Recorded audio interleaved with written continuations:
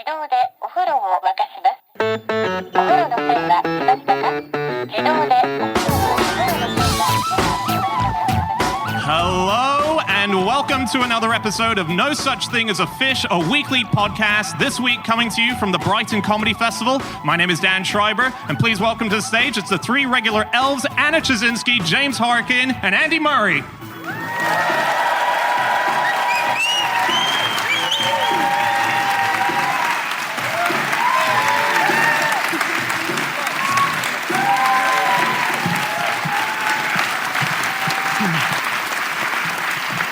And once again, we have gathered around the microphones with our four favorite facts from the last 7 days, and in no particular order, here we go. Starting with you, James Harkin. Okay, my fact this week is that in 1511, the people of Brussels protested against the government by filling the city with dozens of pornographic snowmen. Is a pornographic snowman just a snowman that's not wearing a scarf? Yeah. No, how did that work? Well, I can tell you about the snowmen themselves because they have been described. There was a snow nun who was seducing a man. There was a snowman and a snow woman who were having sex in front of the town's fountain. And a snow naked boy urinating into the mouth of a snow drunkard. How do they do it? Like, because they must have... When a male snowman and a female snow lady love each other very... No, I know what you mean, yeah. Yeah, because is it like, oh, this is a lovely looking snowman, and then a final little thing's added, and suddenly, or a big thing. It really depends on the snowman. Yeah. But I don't know it's cold. It's cold. I'm sure it's not going to be big. Yeah, so... So actually it was kind of a tradition at the time, or it was a few people did it and then everyone kind of took over. It's known as the miracle of 1511. It had been really cold for like 6 weeks in Brussels, very, very bad weather, and there'd been massive population growth in the city, and there was a big wealth discrepancy between the peasants and the Habsburgs who were in charge. So everyone was generally pissed off with the government, and they thought, well, how can we get our point across? Well, the only way to do it is to make a snowman. But I don't know how you could do two snow people having sex, because snowmen are just... A snowman is just a ball of snow and then a smaller ball of snow and then a... Yeah, I think these were like a bit more, they looked more like statues. That's very good snow skill, though. I mean, I can't do that kind of... Well, I don't know, I've never tried. Maybe everybody can. You could do the snowballs, that would be okay. Yeah, for the pre-curfew snow sculptures, several snow people were involved in a tableau satirizing the edicts handed down by the local government, which I think sounds like a very complicated snow sculpture, given the three balls on top of each other we come up with now. Yeah. They had snow unicorns and snow mermaids and a snow dentist. Not even joking. Snow dentist. They had tooth pullers back in the day, so that was what they had. And apparently busty snow hookers enticing people into the red light district. So it serves a purpose as well as protesting the government. You know, it can help local industry. Brussels seems to have very creative protests. I was reading, I think it was just this year that they were protesting against the government. It was the farmers. So the way they protested was they were lined up against riot police, but they brought their cows with them. And then they squirted direct from the udder cow milk at the riot police. And there's all these photos of riot police with their shields going, oh, and these guys going, oh, it's the weirdest looking protest. So in Brussels around the time, they had all the different classes, the class system, and all the different classes had their own kind of snowman. And so if you were like a poor person, a peasant, and you saw a posh snowman down there, you'd attack that snowman. What? Wow. Yeah, and there's magistrates got involved, and there's court cases. How can you tell if a snowman is posh? I don't know, maybe the carrot comes from Waitrose, or... I don't know. You know, you can buy off eBay a melted snowman, and that involves a bowl of water with a carrot and 2 blueberries in it. Buy it. 99p is the starting price. And the finishing price. Also, snowman building kits you can get now. Okay. So you have a snowman building kit, which just says on the front, just add snow. And there are loads of these. So to make a snowman, the best way, this is from an article on the Smithsonian website, and they interviewed a physicist at Rhode Island College, and his name is Dan Snowman, and they don't ever refer to it throughout the article. They just very politely don't make any gags. And so he says that, for one thing, he says that you can make upside-down snowmen, But he said, I just thought you'd like this, Dan, that they are as rare as Sasquatch sightings. And there's probably never been one. Anyway, the way you make a snowman is there are 5 types of snow in terms of moisture, and they are technically named dry, moist, wet, very wet, and slush. It's all about the ratio of free water to actual ice. So dry. Andy is absolutely no fun around Christmas time, by the way. I read an article on a website called quartz.com, and that was about how to make the perfect snowman. And they said the temperature is very important. Too high a temperature and the snow will lack strength, i.e. it will be water. Do we want to hear some more 16th century snowmen? Yeah. Sure.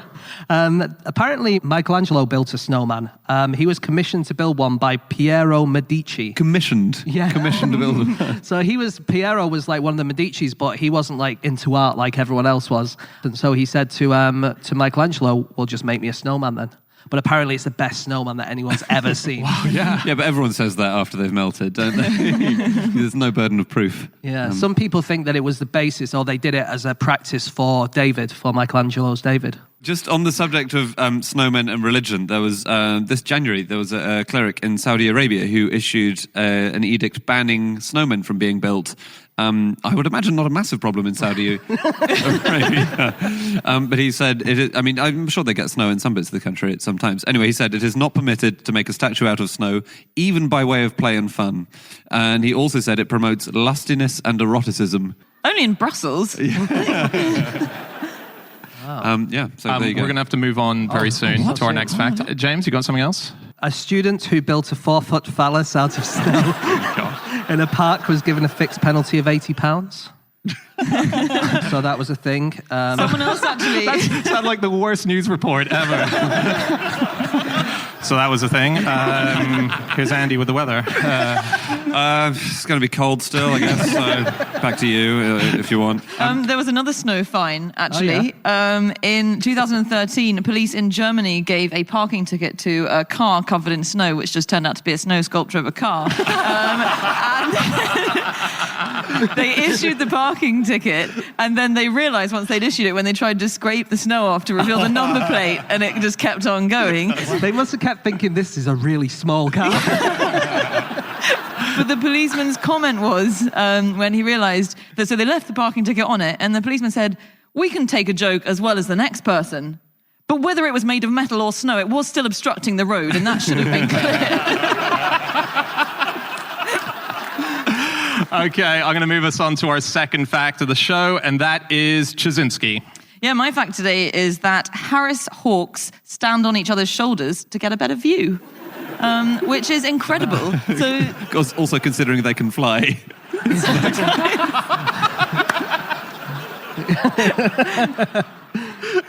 So are they standing on the shoulders of a flying bird, or? No, they stand on each shoulders when often they're standing on a perch, on a cactus or something, and then the guy on the cactus is like, I can't quite see over that tree, and then could you stand on my shoulders? And they've been seen up to so usually it's 2 to 3 hawks high. You can get 4 hawks high. No way. 4 hawks standing on each other's shoulders. It's amazing.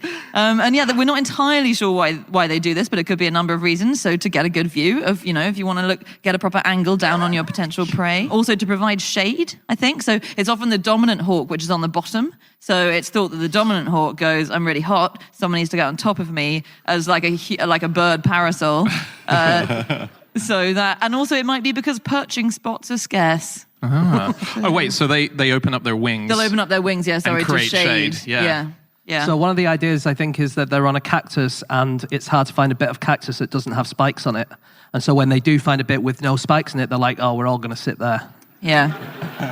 Wow. Which is really annoying for the one guy who found the cactus that had no spikes on it. Go, oh, get off. Come on. So who's in the better position? Dominant hawk at the bottom or a guy at the top? Well, if the dominant hawk's at the bottom, I guess he is. If you've got 3 hawks on your shoulders, that's it's going to be really heavy. Well, I didn't interview any hawks for this fact.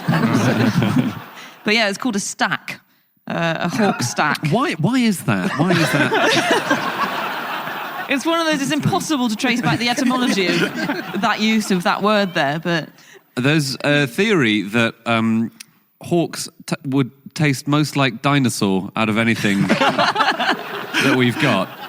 because a lot of people have asked the question, what would a dinosaur taste like? And there's a I thought it would taste like chicken. Well, aha. A common misconception. And you're going to feel like an idiot now. There's an article on Slate.com by a guy called Brian Palmer, and he said that actually meat's flavour is also affected by what the animal's been eating and hormones. It's not just on sort of the biology or the genes or something. So chickens don't eat meat. So if you get a bird which eats meat, like a hawk or another raptor, then that's what dinosaurs would taste like, a bit heavier and darker.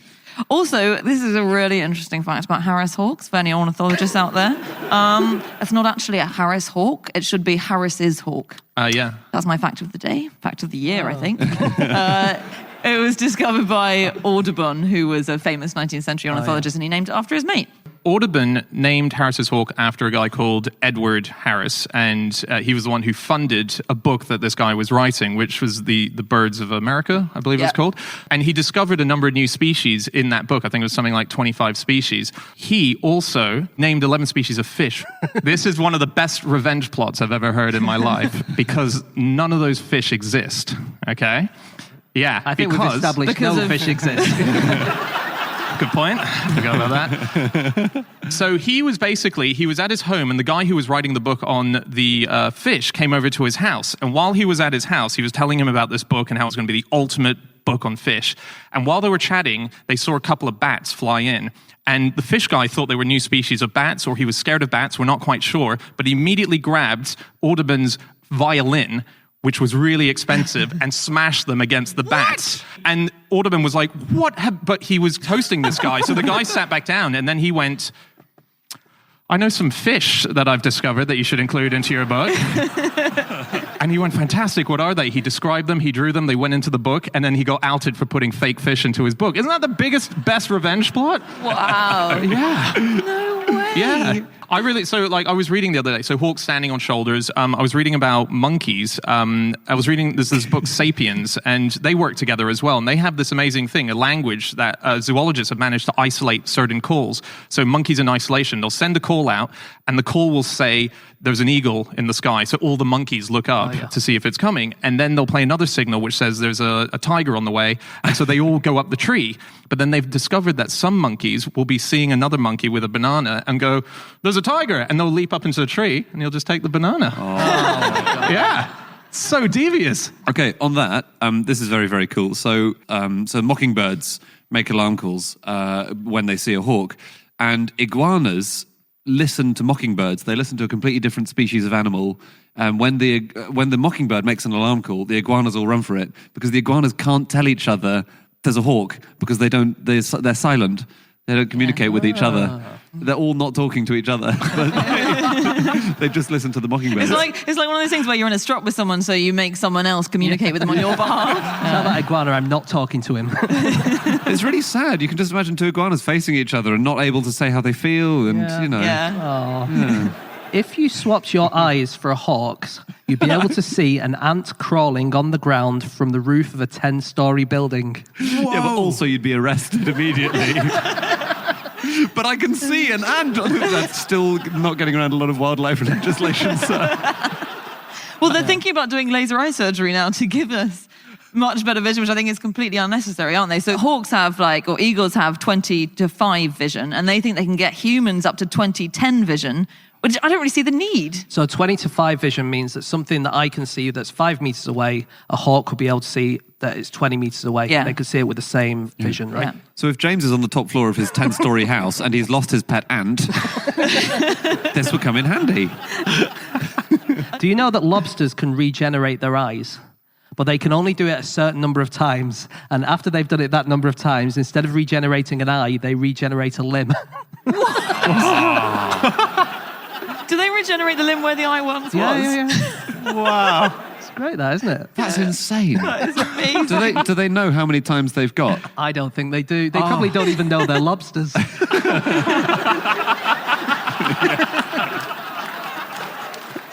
Imagine shaking hands with somebody's eye.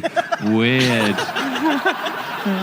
I was trying to find your fact, Anna, because actually it's surprisingly hard to find that actual sentence on the internet that hawks stand on each other's shoulders. And it was on a site where it's like, there's a lot of sites you get these days that are trying to educate children about everything. And this was a super fun hawk page. And there was a bunch of stuff about hawks. And then it said extra fun facts. And so the opening one was backstanding. So they stand on each other. That was one. And this is the second extra fun fact.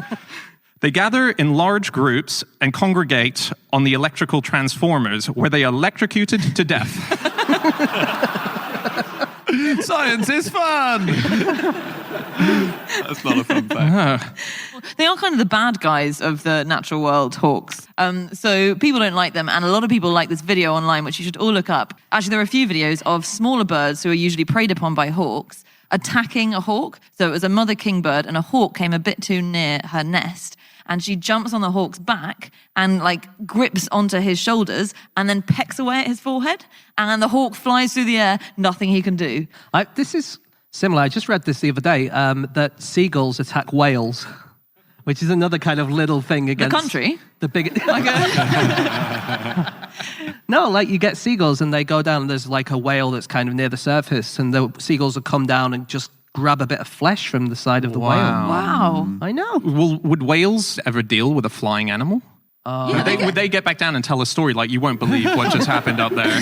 There was a thing literally in the air. It's like a really, really small flying whale up there. They're like, how do you know you're a whale? Did you know that a hawk is terrorizing the people of Manchester at the moment? A massive bird named Stephen, reported by the Manchester Evening News.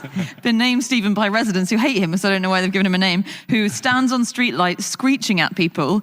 It says the massive bird named Stephen is known by experts for its intelligence. I think it means hawks generally are known for their intelligence, not Stephen specifically.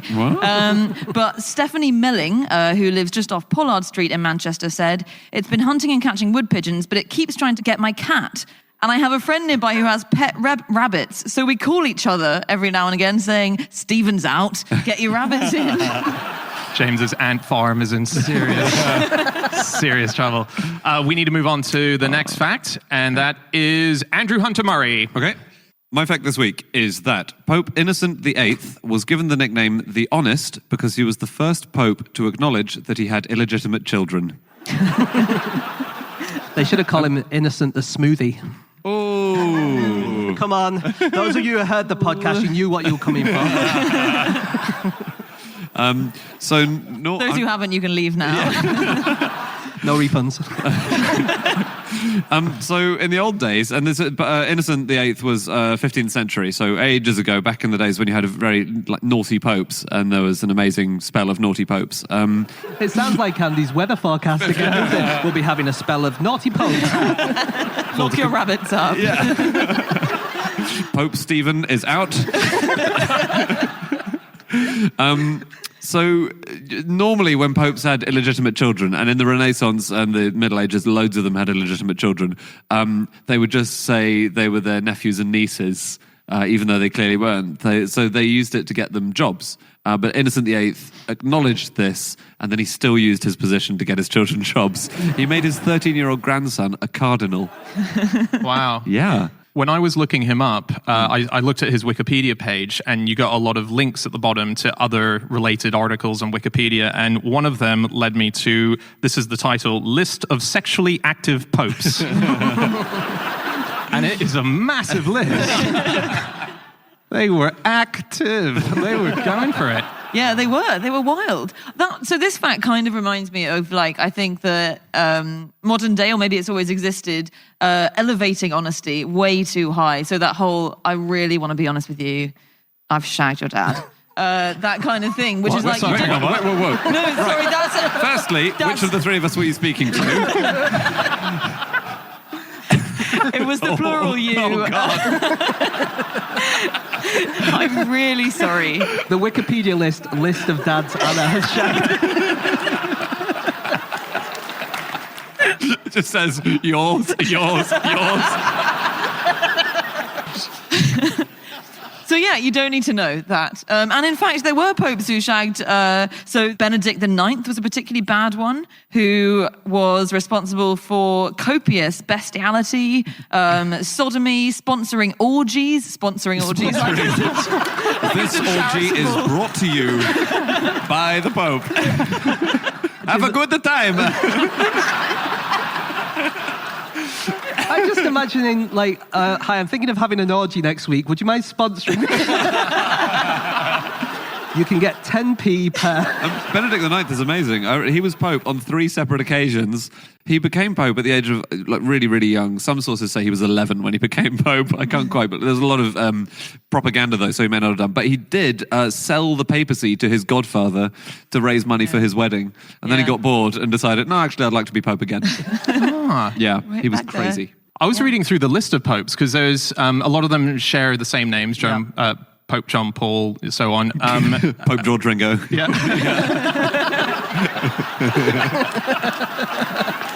And there's amazing names to start with. They're incredible names. My favorite one was Pope Hilarious.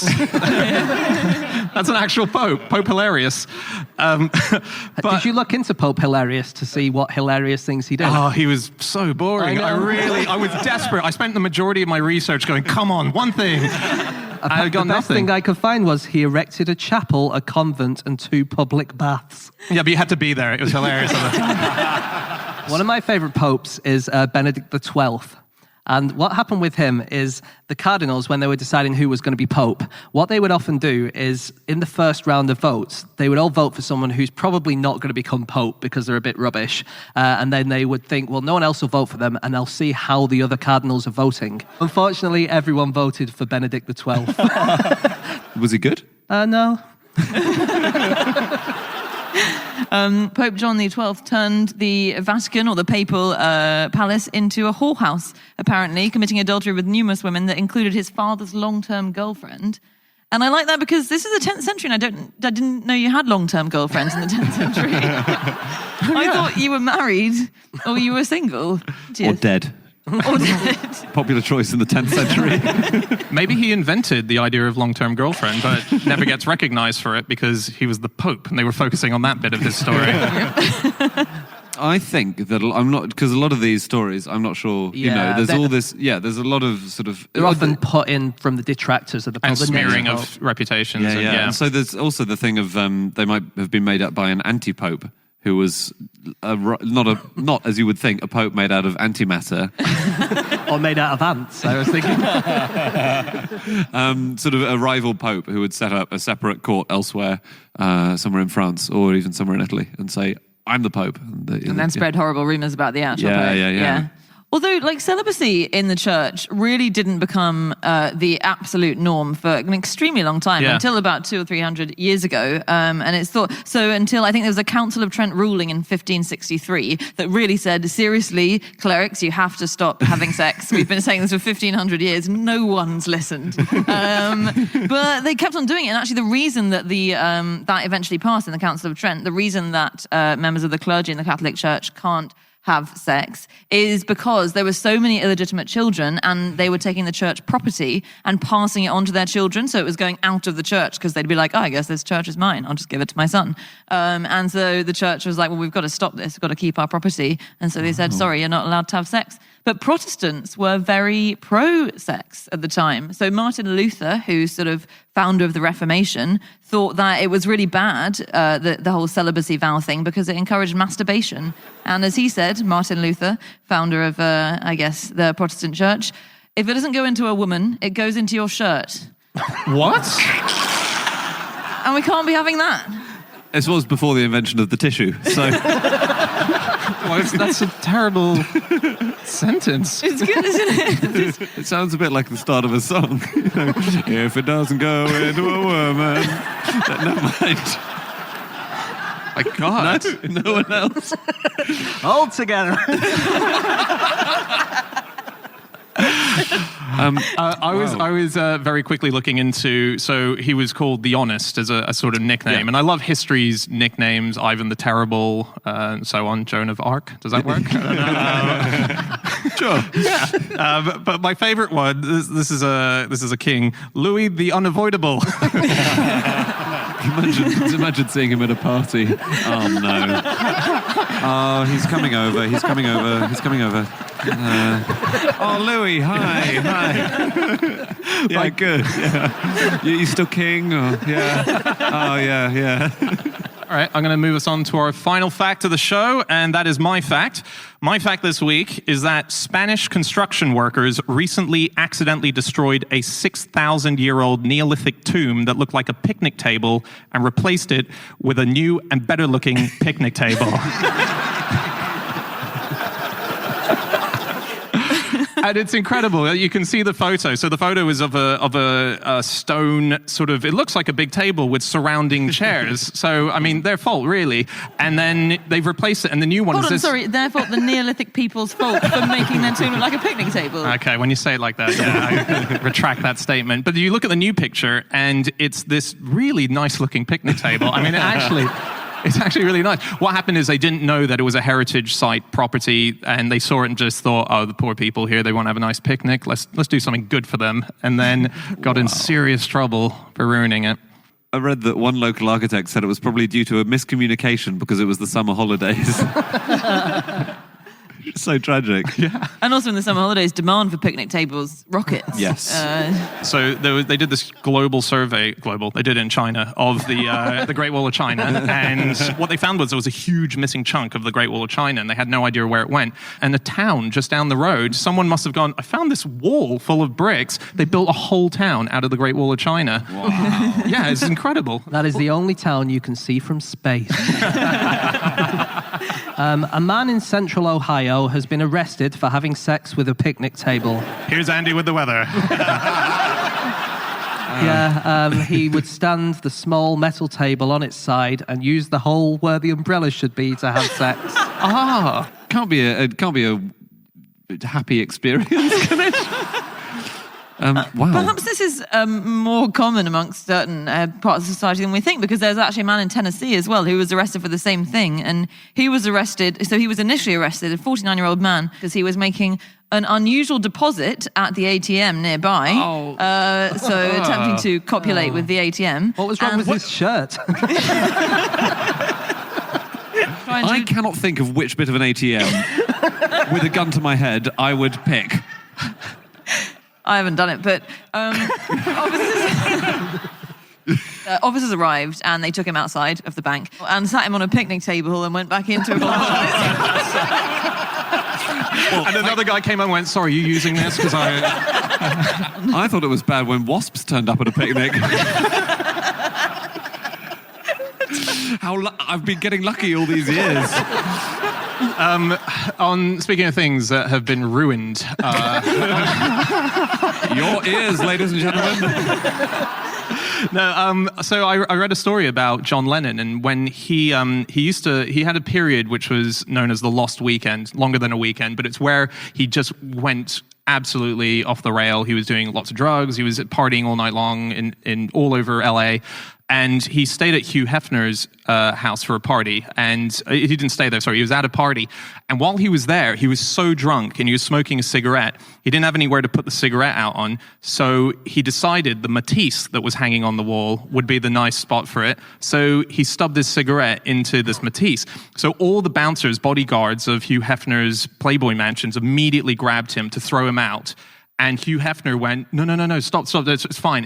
Like, did you see what he just did? He's like, I didn't see, I just heard about it. But guys, John Lennon just stubbed a cigarette out on my Matisse. That is probably worth double the amount of money now that you're there. But take him around the whole house. I got a Picasso in the back room. I mean, that's quite cool when value is added through destruction. Yeah, wow. On other things being accidentally destroyed, bungling builders, as they are referred to when they mess up, accidentally destroyed the wrong house in Cumbria. It destroyed a woman's home instead of the dilapidated house a few streets away.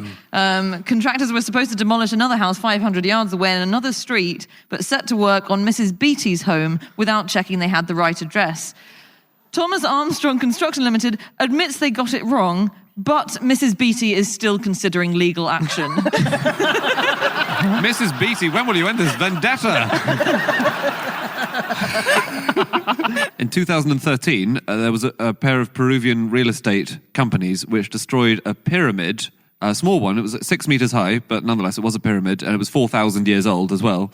And the company's workers tried to destroy 3 more pyramids before people who were onlooking stopped them.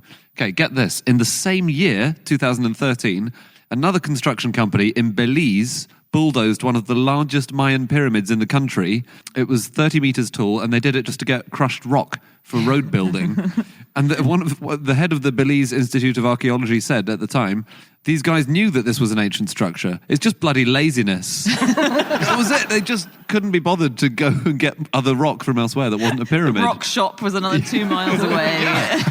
That's incredible. And this happens all the time. That sort of, small pyramids in Central and South America get demolished. Really? Yeah.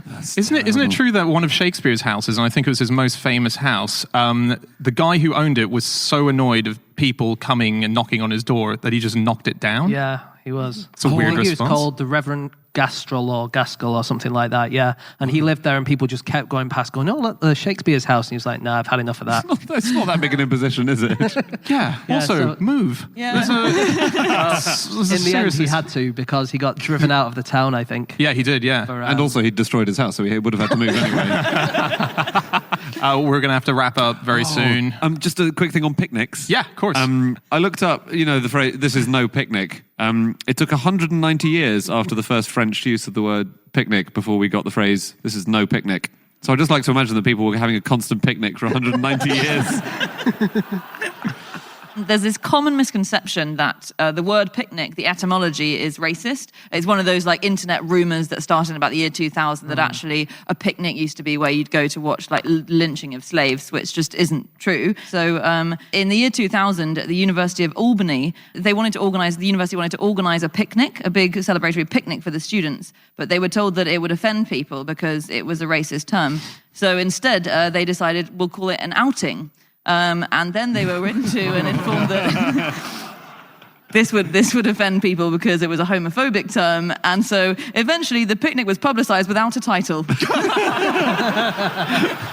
I didn't know this, just on picnics and picnic tables. The way Paris celebrated the millennium was by having a 600-mile long picnic. Wow. Really? Imagine being that guy who found picnic table sexually attractive. Turns up in Paris that weekend. And he's gone to Paris to get away from the picnic tables. Finally, a new life under a new identity. Oh my God. Wow.